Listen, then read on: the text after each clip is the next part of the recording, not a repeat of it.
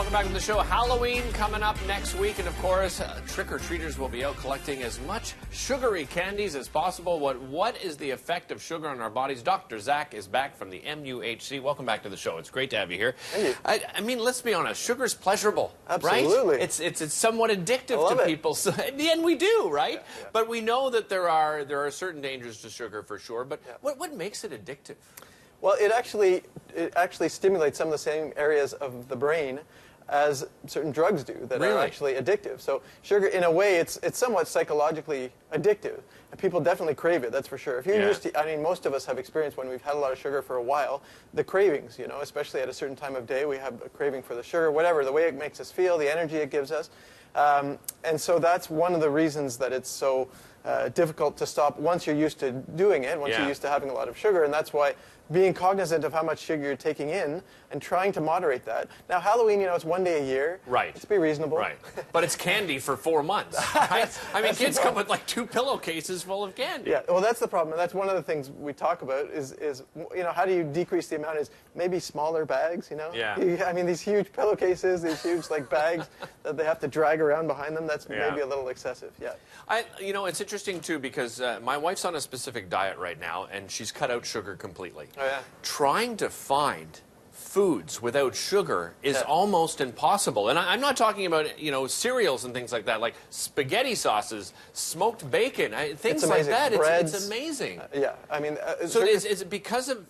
I mean, companies are smart. Absolutely. Because they know there's that certain amount of addiction to sugar, they hide it in certain products, right? Sure. In all products. And if you're not looking for it, so, I mean, there is a guideline. We were talking before, is there a guideline? The guideline is only 10% of your calories should be from sugar, added sugar. So you're allowed to, by the way, you're allowed to have, like, fruit. The natural sugar is okay. It's still sugar for sure, but you have the fiber with it.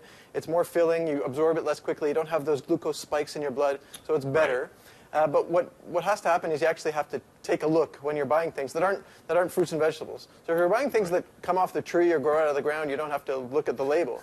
But everything else, yes, you have to look.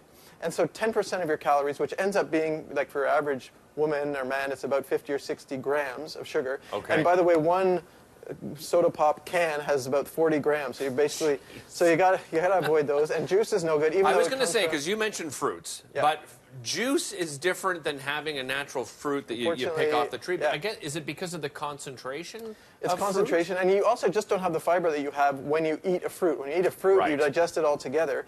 Even if it's, you know, natural, a lot of juices they do add sugar to, but even the ones they don't, you're not getting the other things that mitigate the effects of the sugar spiking in your blood.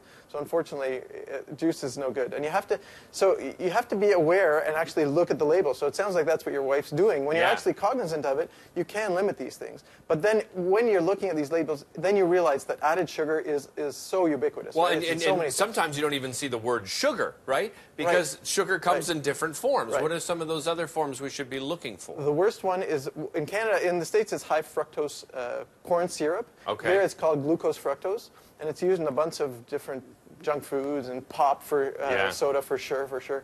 And it's a very, very concentrated and cheap sweetener. It's sweeter than sugar, and it's used, and it also helps things last for a long, long time. And if you see that, that's potentially even worse. So there are a lot of problems with sugar, but this one especially has been linked to fatty liver, you know, certainly obesity. We all know about cavities, and then all the things that go along with the obesity, so diabetes, heart disease, stroke. And then the other thing about sugar is aging, cell aging and skin aging. There have been links with kidney disease, with gout, and also with memory problems. Now we have all these different products now that are saying organic and and natural and things like that. Right. Are there better sugars? Like we know refined sugars are the worst probably, right? And you mentioned corn syrup and fruit. Are there better sugars that we can look out for? Any kind of sort of natural sugar that isn't processed is better, but that means things. I mean, honey is somewhat better, although it's still sugar. But but fruit-based sugars are better, basically. I mean, that's any other added sugar is not fantastic. Anything that comes naturally within the food, where there's something to, like I said, mitigate things. So fruits and vegetables and meats. Well, meats is more protein and fat and whatnot. But fat, fat is not the enemy that we thought it was in the past, right? It's more filling, and there are good sugars and bad sugars. We know that white things white kind of pasta and bread and rice end up being bad sugars, even though we don't think of them as sugar, as opposed to the brown and the less refined things. And similarly, we know that there are good fats and bad fats, the trans fats being the worst fats. Of course. But, the fish fats, the olive oil fats, those are healthier fats, and we need them. And I think, leave viewers with the fact, actually look at those labels and look and see what exactly you're eating and what the product has when it comes to your sugars. We'll be back with more Breakfast Television right here on City TV.